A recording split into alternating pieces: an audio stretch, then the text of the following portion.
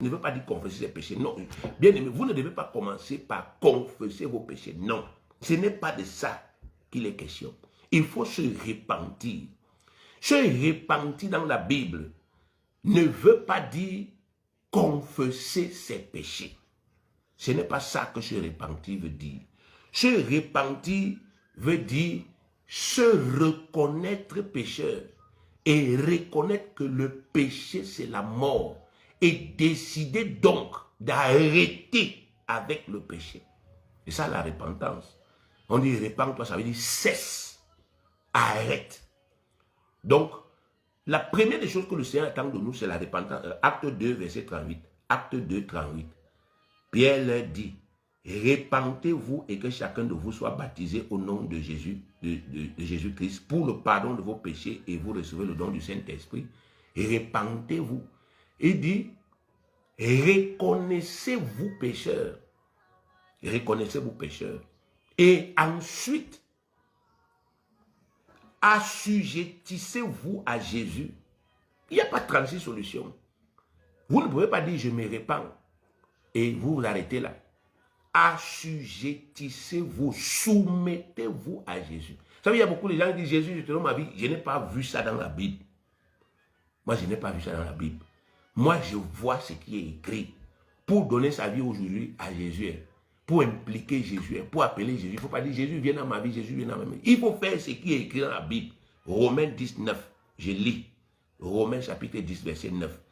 Si tu confesses de ta bouche le Seigneur Jésus, et si tu crois dans ton cœur que Dieu l'a ressuscité des morts, tu seras sauvé. C'est clair, c'est simple, c'est net, c'est limpide. Oh Seigneur, vraiment, je suis tourmenté, je suis troublé. Non. Si tu confesses de ta bouche le Seigneur Jésus, il y a d'autres versions, on dit, si tu déclares de ta bouche que c'est Jésus qui est ton Seigneur, c'est-à-dire si tu l'appelles et tu lui dis, tu es le Seigneur de ma vie, c'est ce qui est écrit là. Et si en le faisant, tu crois dans ton cœur que Dieu l'a ressuscité d'entre les morts, tu es sauvé. Fini, terminé. Jésus est impliqué dans ta vie, mon frère, ma soeur. C'est ça qu'on appelle la grâce. C'est pourquoi ouais, on passe du temps, pour que les gens comprennent. C'est ça la grâce. Et c'est ça la victoire sur le péché. Et c'est aussi ça que Satan ne veut pas. Le jour où vous dites ça, regardez ce qui se passe. Romains 10, verset 10 à 11. Car c'est en croyant du cœur qu'on parvient à la justice. Il dit que c'est quand vous croyez dans votre cœur que Dieu a ressuscité Jésus-Christ entre les morts, que Dieu, lui, vous déclare juste. C'est une déclaration. Ce n'est pas que c'est vous, vous avez vécu sans péché. Non, il dit que je te fais juste. Parce que tu as cru que Jésus est juste.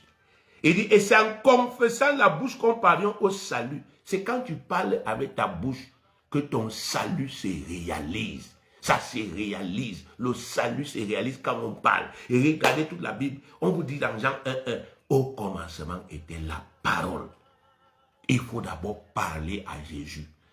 Et c'est en parlant à Jésus, conformément à Romains chapitre 10, verset 9 là. C'est là où Jésus s'implique dans ta vie, bien-aimé. Et c'est là où tes problèmes se règlent.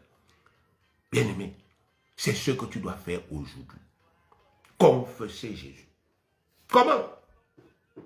Assieds-toi dans ta chambre. Ferme la porte. Et reste tranquille. Calme-toi. Et parle à Jésus-Christ, le Fils de Dieu. Dis, 1. Seigneur Jésus, moi, je reconnais que je suis un pécheur. Je suis né dans le péché et j'ai vécu dans le péché. Je le reconnais. 2. Seigneur Jésus, je reconnais que le péché, c'est la malédiction. Le péché, c'est la mort. Le péché, c'est la domination des démons.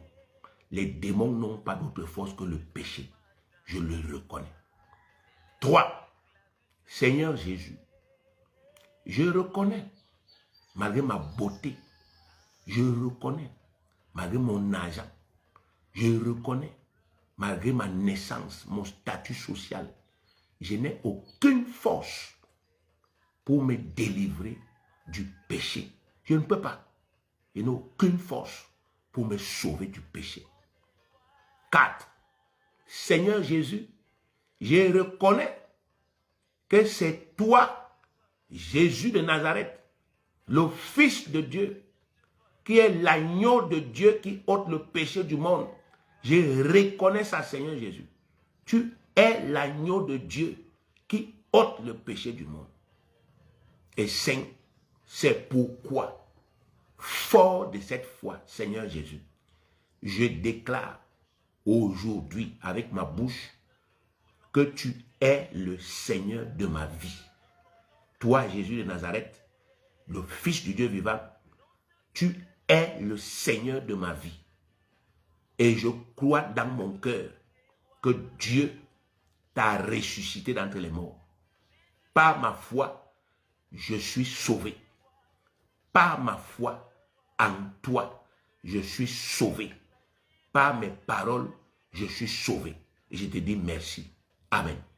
Bien-aimé, si tu le fais, alors tu as franchi la première étape. On pourra, n'est-ce pas, effectivement passer à la seconde. Le jour où tu fais ce que je viens de dire là, Jésus-Christ, le Fils de Dieu, s'implique dans ta vie. Désormais, tu es ce qu'on appelle un enfant de Dieu sur la terre. Désormais, ton nom est inscrit dans le livre de vie. Désormais, tu es gracié. Les péchés que tu as commis là, ça n'a plus de puissance. Tu peux maintenant passer à la prochaine étape et voir comment le Saint-Esprit travaille avec toi. Bien aimé, fais d'abord cette première étape. Et dans notre prochaine vidéo, nous allons passer à la seconde. Que le Seigneur te bénisse abondamment au nom de Jésus-Christ. Et surtout, n'oublie pas de partager. Partage. Écoute et réécoute. N'épargne pas tes mégas. Ne prends pas tes mégas pour aller voir les bêtises. Écoute la parole de Dieu et partage. Sème aussi dans les vies des autres autour de toi. Parce que les temps sont mauvais. Et de plus en plus, nous devons évangéliser. Que le Seigneur te bénisse abondamment. Qu'il bénisse ta vie, qu'il bénisse ta maison, qu'il bénisse ta famille, qu'il bénisse tes efforts. Au nom de Jésus-Christ. Amen.